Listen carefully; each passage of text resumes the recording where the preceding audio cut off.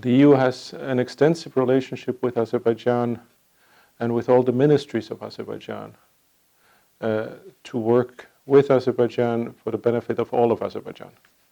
So I think that's already an answer to your question.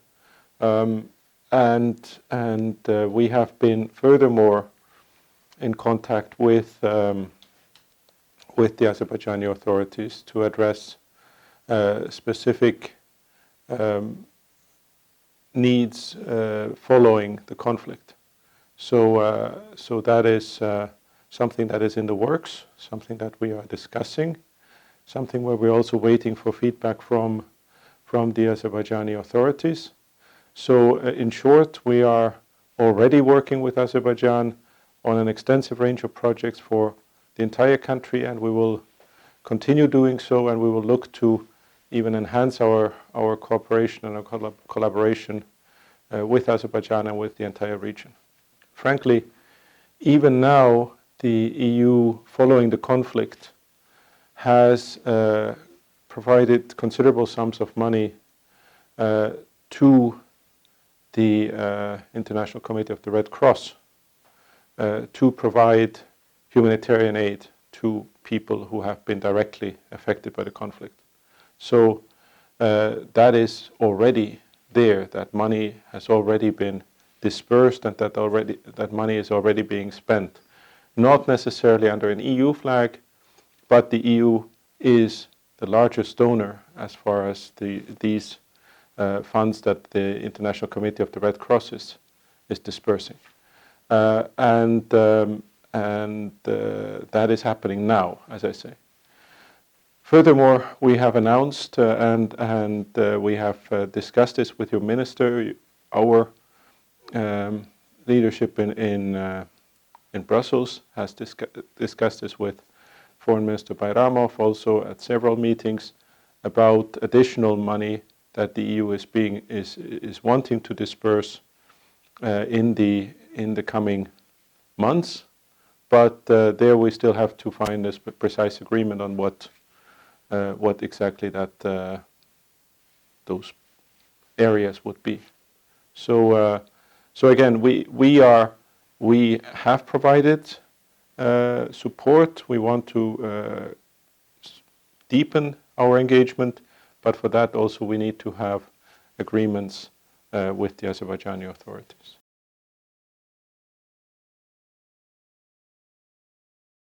Well, the Azerbaijani authorities have come to us. There is a specific formula that the European Union has developed together with the World Bank and the United Nations, which is called the Reconstruction Peacebuilding Assessment. And that is a procedure, a process that we have developed over quite a few years together, that is specifically aimed to look at the needs in post-conflict situations. But again, that has been, we have received that kind of request, and we are working on it. We have come back to the Azerbaijani authorities with our vision of how to go forward, and now we're in discussions on precisely how to formulate things and how to move forward.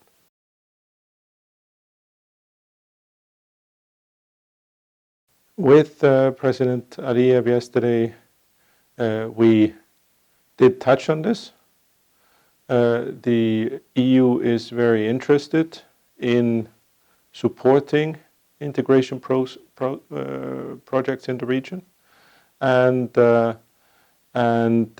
for us it will also be important to see exactly how and in what manner we can be involved, in what manner we can be useful. We also discussed the question of, for example, water supply challenges across the international border between Armenia and Azerbaijan, that the EU could perhaps be helpful in this area. So there are specific areas which we can look into and which we want to look into. But I think also as far as the specific transport interconnections are concerned, we will be having also further discussions with your Deputy Prime Minister today, and then also with Foreign Minister Bayramov tomorrow. So and with our experts following up. So we also want to get more information about what precisely has been discussed, what precisely the plans are, because after all, right now, the major discussions are going on in this trilateral format between Azerbaijan, Russia, and Armenia, and the EU is not part of that. So if the EU is to be part of that, if the EU is to be supportive of that, we need to know much more, and we need to understand much more how we can ourselves provide specific value added in this context.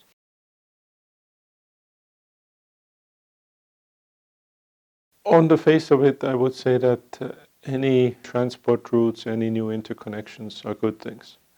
Then, of course, the important thing is that these interconnections and openings are done in a way that respect the sovereignty of each and every country. And again, there is where the details are also important. But in principle, opening of transport routes, opening of interconnections is a good thing. We have seen that in Europe, where borders are open, people are able to move freely, and that has contributed to a deepening understanding between the peoples of the European Union that we have much more in common than divides us.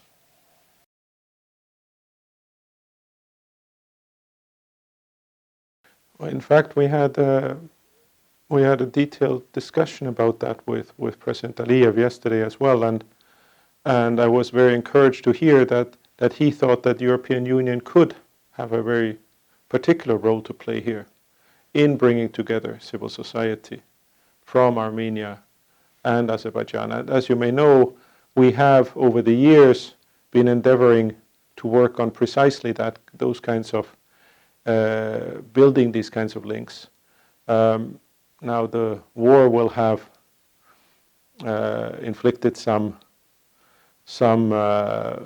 may have disrupted our work, but I think in the coming months, in the coming years, we as EU certainly want to pick up again on what we have been doing over the past 10 years in trying to build bridges between Armenian and Azerbaijani societies and peoples and civil society organizations. And I think that also with the support of the Azerbaijani authorities, I think there is a lot that can be done, and that a lot that the EU specifically can do with our experience and with the past history of what we already have done.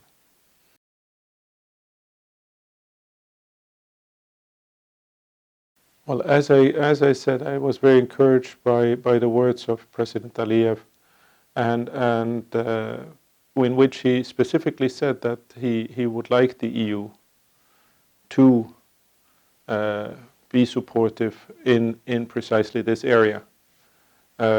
So in that sense, I count on the support of the Azerbaijani authorities. You're optimistic.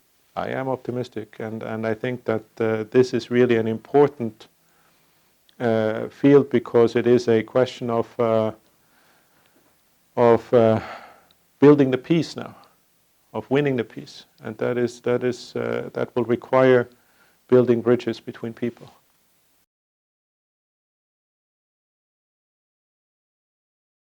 Well, first of all, every agreement that we have with any country is a unique agreement. Secondly, as you said, 90% is agreed. Third, also in the meeting with the Hungarian foreign minister yesterday, President Aliyev stressed his desire to finalize this agreement, and so we are looking forward to to the Azerbaijani positions, reactions, so that we can move forward. Right now, the ball is in Azerbaijan's court. We have put our proposals on the table, and we're looking to hear from Azerbaijan for their proposals that we can move forward in negotiating and finalizing this agreement, which we think is very important, and which, as I understand, also President Aliyev thinks is very important. Can you tell us about this 10%? You know, negotiations are by definition something that is best not done in public. So I wouldn't want to go into that, but I think the important thing again is goodwill on all sides, and I think that exists. So I'm confident that we can move forward. And hearing the words of President Aliyev again yesterday, both in my meeting with him and from his meeting with the Hungarian minister, I am hopeful that we can move forward and move forward rapidly.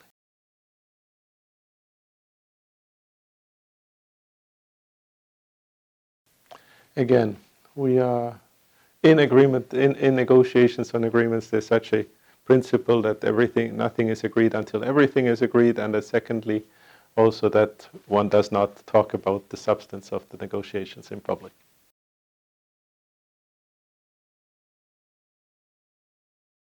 We did not talk about the internal developments, internal affairs of Azerbaijan. We were focusing, and that is the focus. That is my mandate, is to focus on the conflict, and that is really what we talked about.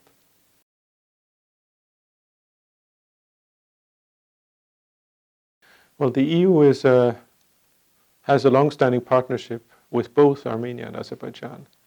Both Armenia and Azerbaijan are part of the Eastern Partnership of the European Union, and when I was in Yerevan a few weeks ago, I discussed there with the leadership about how the EU can best be supportive. I was also in Georgia. Now I discussed there about how they see that the EU could also be supportive, and now we are discussing here.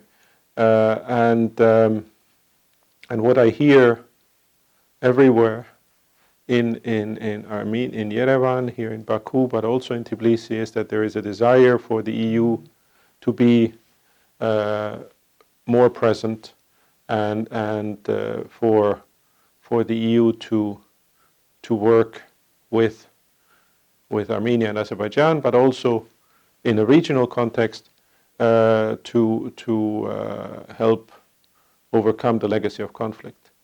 So I think that actually we have a vehicle. We have the Eastern Partnership, we have our long-standing relationships, and we have a desire by everyone for the EU to be more involved. Again, this is not about the EU being involved here at the exclusion of anyone else. That I have stressed also previously. We are not here to say that, well, you should have a relationship with us and you cannot have any relationship with anybody else.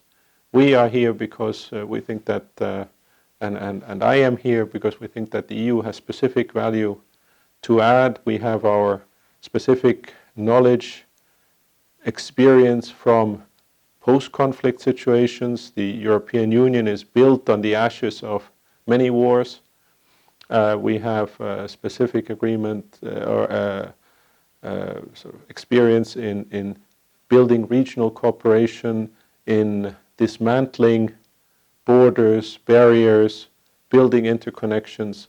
All of that is exactly what is needed here in this region, in between Armenia and Azerbaijan now. So I think there's a lot that the EU can add, and I'm very happy that what I hear everywhere is a desire for the European Union to be present here and to be present more than we are now.